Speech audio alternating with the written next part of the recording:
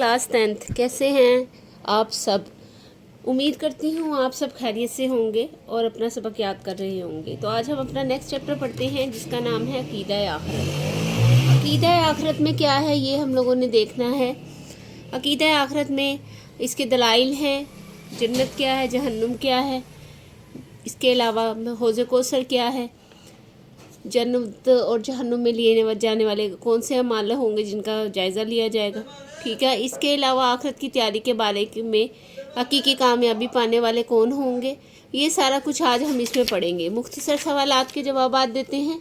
मुख्तसर सवालात के जवाबात एक्सरसाइज के हवाले से सबसे पहले है मकाम महमूद से क्या मुराद है। मकाम महमूद से मुराद क्या है, सबसे पहले आप लिखेंगे आंसर में मकाम महमूद से क्या मुराद है। मकाम महमूद से मुराद यहाँ पे आप देख रहे हैं, यहाँ पे लिखेंगे आप मकाम महमूद। यहाँ से मकाम महमूद शफाअत ही है। ठीक है, ये आप यहाँ तक लिखेंगे। सही है, मकाम महमूद शफाअत ही है, यानी एक सिफारिश का मुकाम होगा। नेक्स्ट है हौज़ कौसर के बारे में मुख्तसरन बयान करें। तो हौज़ कौसर की हेडिंग जो है हम उसमें देख लेते हैं कि हमने क्या लिखना है। यहाँ से लिखेंगे रसूलुल्लाह खातमुन नबिय्यीन सल्लल्लाहु अलैहि वसल्लम ने इरशाद फरमाया, कौसर जन्नत में एक नहर है, इसके किनारे सोने के हैं, ये मोतियों और याकूत की नालियों में बहती है और इसका पानी शहद से ज़्यादा मीठा, दूध से ज़्यादा सफ़ेद, बर्फ़ से ज़्यादा ठंडा और कस्तूरी की खुशबू से ज़्यादा महक वाला है। मुस्नद अहमद की 8843 की ये हदीस है। ठीक है, इसको आपने आंसर में इसके लिख देना है। नेक्स्ट हम देख लेते हैं नेक्स्ट में क्या है। नेक्स्ट में जो आंसर क्वेश्चन, जन्नत की नेमतों के बारे में एक एक आयत का तर्जुमा लिखें। ठीक है, एक आयत का तर्जुमा लिखें। ये 3 वाला क्वेश्चन है, इसको हम देख लेंगे। सबसे पहले हम हेडिंग में लिखेंगे जन्नत की नेमतों के बारे में एक आयत, या जन्नत की नेमतों के बारे में आयत। ठीक है, यहाँ पे हम देख लेते हैं जन्नत और जहन्नुम वाले में यहाँ पर है, और इसमें तुम्हारे लिए इरशाद बारी ताला है, यहाँ से आपने स्टार्ट करना है तर्जुमा, और इसमें तुम्हारे लिए हर वो चीज़ है जो तुम मांगोगे। ये आपने आयत लिख देनी है और आगे ये हवाला दे देना है सूरह हामीम सजदा 31 आयत। ठीक है, ये आपने इसकी सूरह हामीम सजदा की आयत नंबर लिख देनी है। आगे है मीज़ान किसे कहते हैं और ये कब नस्ब किया जाएगा। मीज़ान किसे कहते हैं और ये कब नस्ब किया जाएगा, ये हम देखेंगे मीज़ान वाली हेडिंग में। मीज़ान वाली हेडिंग में देखते हैं, मीज़ान तराजू को कहते हैं और अमाल के वज़न के लिए क़यामत के दिन जो मीज़ान नस्ब की जाएगी इसका हल पलड़ा इतनी वसत रखेगा जैसे मशरिक़ और मगरिब के दरमियान है। ये मीज़ान हक़ है और क़यामत के दिन सब लोगों के अमाल का वज़न किया जाएगा। जिनके नेक अमाल होंगे, जिनके नेक अमाल वज़नी होंगे वो कामयाब होंगे, और जिनके अमाल का वज़न हल्का होगा वो खिसारे में रहेंगे। यहाँ तक अब इसका लिखेंगे मीज़ान का, जो कि मीज़ान क्या है और कब नस्ब किया जाएगा, नस्ब की जाएगी। ये क़यामत के दिन नस्ब की जाएगी। ठीक है, यहाँ से मान को कहते हैं और ये माल के वज़न की क़यामत के। वैसे तो इसका आंसर यहाँ तक भी बनता है, लेकिन आप इसको थोड़ा सा डिफ़ाइन करेंगे और ये आगे तक करेंगे। 5वां जो है शॉर्ट आंसर, उसमें देख लेते हैं क्या है। अक़ीदा आखिरत पर ईमान के 2 तकाज़े लिखे। अक़ीदा आखिरत पे ईमान के 2 तकाज़े थोड़े से ज़रा से लेंथी हैं, वो आपने देखने, क्योंकि वो तकाज़े हैं उसके बारे में थोड़ा सा आपको बताना पड़ेगा। सबसे पहले आप लिखेंगे तकाज़ा नंबर 1। ठीक है, यहाँ पे हेडिंग लिखेंगे तकाज़ा नंबर 1।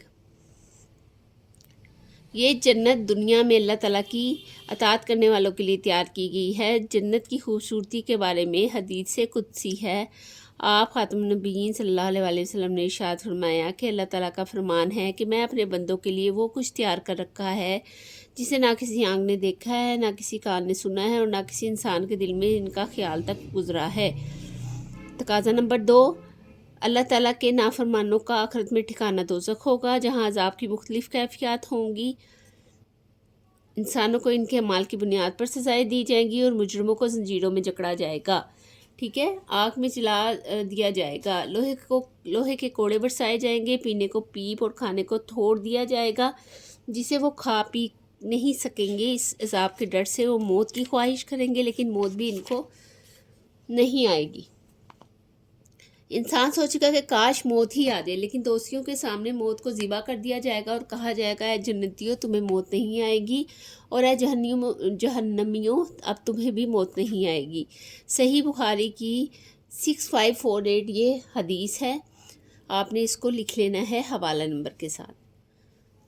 تفصیلی جواب دیں۔ تفصیلی جواب میں کیا ہے؟ عقیدہ آخر پر جامعہ نوٹ لکھیں۔ جامعہ نوٹ میں سارا کچھ ہی آ جاتا ہے، لیکن ہم اسے کچھ مختصر کریں گے تاکہ ہمیں لکھنے میں بھی آسانی ہو اور سمجھنے بھی آسانی ہو۔ یہاں سے ہم سٹارٹ کریں گے، پہلا والا پیراگراف کو ہم چھوڑ دیں گے، یہاں سے سٹارٹ کریں گے عقیدہ آخرت کی اہمیت۔ جہاں تک اللہ تعالیٰ آخرت کا موضوع کا اہمیت کا تقاضا ہے تو قرآن مجید کا تقریباً 1/3 حصہ آخرت کے ذکر پر مشتمل ہے۔ تمام انبیاء کرام علیہ السلام نے جن عقائد کی تعلیم کو اپنے ماننے والوں تک پہنچایا، ان میں عقیدہ توحید اور رسالت کے ساتھ عقیدہ آخرت بنیادی اہمیت کا حامل رہا ہے۔ قرآن مجید میں منکرین آخرت کی شبہات کا انتہائی احسن انداز میں جواب دیا گیا ہے۔ عقیدہ آخرت کے انکار کرنے والوں کا موقف تھا، کیا زمین میں نیست و نابود ہونے کے بعد ہم دوبارہ زندہ کیے جائیں گے؟ ہمارے لیے تو صرف یہی دنیا کی زندگی ہے، ہم نے دوبارہ زندہ نہیں ہونا، اور ہڈیوں کے بسودہ ہونے کے بعد دوبارہ کون زندہ کر سکتا ہے؟ اللہ تعالیٰ نے قرآن مجید میں ان شبہات کا رد کرتے ہوئے فرمایا ترجمہ، اور وہی ہے جو مخلوق کو پہلی بار پیدا فرماتا ہے، پھر وہی اسے دوبارہ پیدا کرے گا، اور یہ اس پر بہت آسان ہے۔ آپ پہلے یہاں تک لکھیں گے، ٹھیک ہے؟ یہاں تک لکھنے کے بعد یہاں پر ہم آ جاتے ہیں، یہاں سے ہم سٹارٹ کریں گے۔ موت کے بعد کی زندگی میں انسان جن مراحل سے گزرتا ہے ان میں سے چند ایک درج ذیل ہیں، ٹھیک ہے؟ اس کے بعد ہم کیا عالم برزخ لکھیں گے۔ موت کے بعد دوبارہ اٹھائے جانے سے پہلے کے درمیانی دور کو عالم برزخ کہتے ہیں۔ برزخ کا معنی دو چیزوں کے درمیان حائل ہونے والی چیز ہیں۔ آپ نے یہ لکھنا ہے، برزخ کا معنی، یہ ہیڈنگ ہے، ارشاد باری تعالیٰ ہے، اور ان کے آگے ایک پردہ ہے، اور اس دن تک کے لیے جب لوگ اٹھائے جائیں گے۔ سورہ مومنین کی 100 کی یہ آیت ہے، آپ نے اس کو حوالہ نمبر کے ساتھ لکھنا ہے۔ اس کے علاوہ اس میں 2 آنسر کویسچن بن رہے ہیں، ایم سی کیوز آپ بھی دیکھ رہے ہیں اور مجھے بھی سمجھ میں آ رہا ہے۔ برزخ کے کیا معنی ہیں یہ آپ نے آنسر لکھ دینا ہے، اور برزخ کسے کہتے ہیں آپ نے یہ لکھ دینا ہے، ٹھیک ہے؟ اس کے بعد آ جاتے ہیں عالم برزخ کے احوال انسانی اعمال کے اعتبار سے مختلف ہوتے ہیں۔ نبی کریم خاتم النبیین صلی اللہ علیہ وسلم نے ارشاد فرمایا، بے شک قبر جنت کے باغوں میں سے ایک باغ ہے یا جہنم کے گڑھوں میں سے ایک گڑھا ہے۔ جامعہ ترمذی کی 2468 نمبر یہ حدیث ہے۔ آگے حشر و نشر۔ نشر کا معنی موت کے بعد زندہ کرنا، جبکہ حشر کا معنی حساب کے میدان اور پھر جنت دوزخ کی طرف لے جانا ہے۔ سب سے پہلے نبی کریم خاتم النبیین صلی اللہ علیہ وآلہ وسلم اپنی قبر انوار سے باہر تشریف لائیں گے، اور آپ خاتم النبیین صلی اللہ علیہ وآلہ وسلم کے دائیں طرف حضرت ابو بکر صدیق رضی اللہ تعالیٰ عنہ اور بائیں طرف حضرت عمر فاروق رضی اللہ تعالیٰ عنہ ہوں گے۔ پھر مکہ مکرمہ مدینہ منورہ کے قبرستانوں کے مسلمان حشر میں جمع کیے جائیں گے۔ حشر میں لوگوں کے مراتب جدا جدا ہوں گے۔ انبیاء کرام علیہ السلام کا مقام اعلیٰ ترین ہوگا۔ نبی کریم خاتم النبیین صلی اللہ علیہ وآلہ وسلم اس دن اعلیٰ ترین مقام پر ہوں گے۔ اس دن کافر سخت آزمائش میں ہوں گے اور منہ کے بل چل رہے ہوں گے۔ آگے آ جائے گا مقام محمود اور شفاعت، ٹھیک ہے؟ آپ اس کو دیکھیں گے، اس کو تھوڑا ہم کلیئر ہو جائے گا آپ کو۔ شفاعت کا معنی سفارش ہے۔ شفاعت کی 2 قسمیں ہیں۔ پہلی شفاعت کبریٰ جو نبی کریم خاتم النبیین کی خصوصیت ہے۔ اس شفاعت کا فائدہ پوری انسانیت کو ہوگا، کیونکہ حساب کے انتظار کی سختی ختم ہو جائے گی اور حساب شروع ہو جائے گا۔ اس شفاعت کو مقام محمود کہتے ہیں۔ نبی کریم خاتم النبیین صلی اللہ علیہ وآلہ وسلم سے پوچھا گیا مقام محمود کیا ہے، تو آپ خاتم النبیین صلی اللہ علیہ وآلہ وسلم نے فرمایا مقام محمود شفاعت ہی ہے۔ دوسری شفاعت صغریٰ ہے۔ قیامت کے دن نبی کریم خاتم النبیین صلی اللہ علیہ وآلہ وسلم دیگر انبیاء کرام علیہ السلام و ملائکہ، علماء و شہداء، صالحین، قرآن مجید اور روزے وغیرہ اللہ تعالیٰ کے حضور انسانوں کی شفاعت کریں گے، ٹھیک ہے؟ یہاں تک آپ اس کو لکھیں گے، اس سے زیادہ نہیں لکھیں گے۔ آگے ہم حوض کوثر پہ آ جاتے ہیں۔ حوض کوثر کا دیکھ لیتے ہیں کہ حوض کوثر میں ہم نے کیا لکھنا ہے، ٹھیک ہے؟ حوض کوثر میں ہم آ جاتے ہیں، اس میں ہم لکھیں گے हौज़ कोसर जन्नत के इस हौज़ का नाम है जो नबी करीम खातमुन नबीयीन को रोज़े क़यामत अता किया जाएगा और नबी करीम खातमुन नबीयीन की उम्मत इससे सैराब होगी। क़यामत के दिन जो इस हौज़ से पानी पी लेंगे वो खुशबख्त होंगे। और नबी करीम अपने सहाबा कराम रज़ियल्लाहु ताला अन्हुम और मोमिनीन को हौज़ कौसर से सैराब होने की नुईद सुनाया करते थे।